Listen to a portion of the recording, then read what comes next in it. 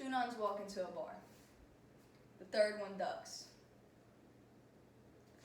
I hear absolutely no laughter, and I will say I'm a little bit offended, and you might say, Rebecca, that's because you're in your living room alone, literally just recording a speech for a communication class that is now online because of a worldwide pandemic. And to that I say, perhaps, or perhaps because it wasn't funny. And from that we would say why. I mean, it was succinct, it was relatable. We all understand what a nun is. I mean, it was thoughtful, it was thought out. So why didn't we laugh at that? Why do we laugh at random videos of dogs running into things, but we don't laugh at something that's objectively funny in terms of jokes?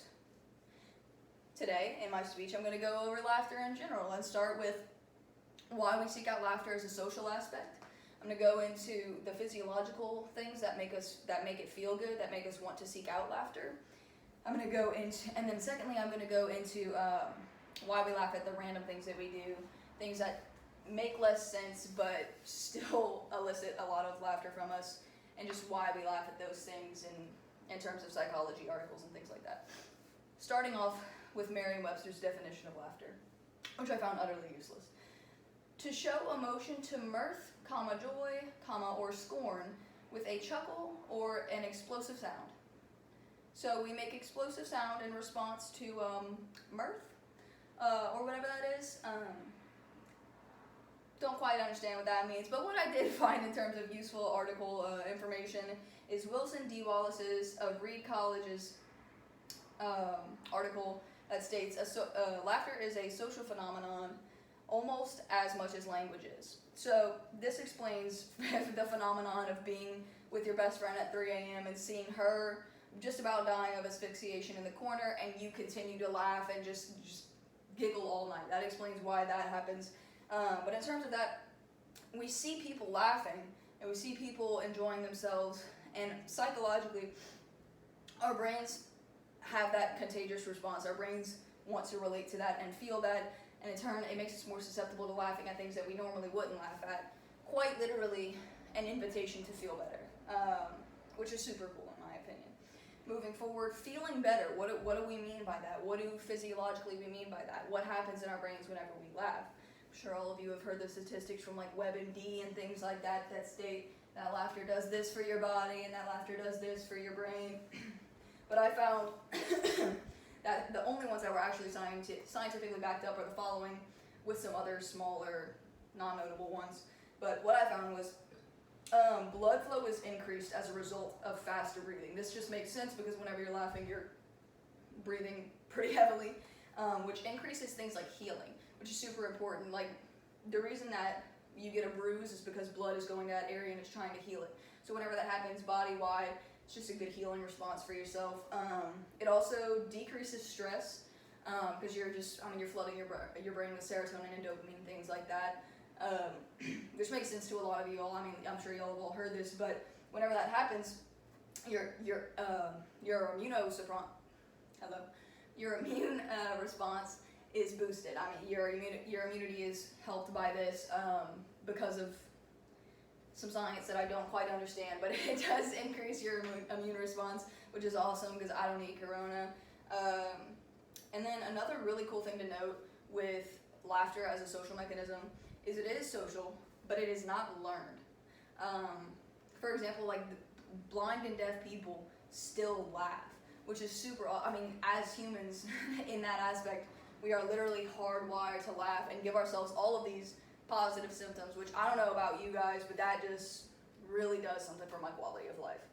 Moving forward, there's very little information on laughter in general as a phenomenon. It's a pretty bizarre thing that if you look up like why do we laugh on Google, like the first 10 things that come up are there's very little understanding of why we do. But what I did find were all psychology-based articles. So why we laugh at what we laugh. Europe's Journal of Psychology, Anna Berger's article, states that all humor, and this is a hypothesis, obviously, so it's not complete and total, but all humor is based on superiority, incongruity, cognitive problems in processing humor, and psychoanalytic perspectives. We're going to focus on the first two for the sake of time and succinctness and for the speech's purpose. So superiority and incongruity. First, being superiority. So superiority starts with a basis of relatableness, which is something we all seek out in humor. Being humans, I mean, that's why people categorize, that's why people talk about themselves, to try and make those connections and things like that. So I also read another article that states that in that same way, people you know will always be funnier to you. So like whenever people say, my best friend just cracks me up, that's because you know them, that's because you have something with them, because they know things about you, they have those connects already.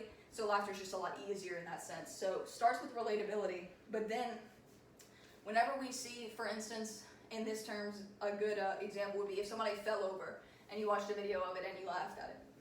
First of all, we relate to the humanism in that because people fall. I mean, we're not, people just fall. Like it's a mistake that we make and just a human flaw, and we fall over and we see that, and so we relate to that in a humanistic way.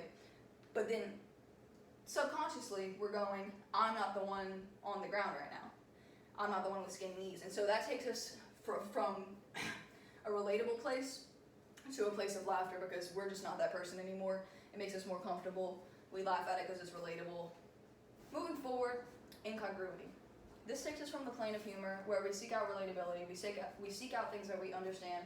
It takes us from that into a place of the ironic plane of humor where we seek out things that we don't get, that don't make sense, that we don't expect. The same article that I got that first quote from, the European Journal of Psychology, states that incongruity is summarized as an affection rising from the sudden transformation of a strained expectation into nothing, where we expect one thing, we're sitting there looking for it, and we get nothing. So this helps us understand why we laugh at things like Shrek memes. If you know what I'm talking about, you know what I'm talking about. Those random, just bizarre things that we laugh at, because in no way or shape or form is that natural or something that we can seek out, because it's not normal. It's something that's unexpected, something that's random, and that helps us laugh in terms.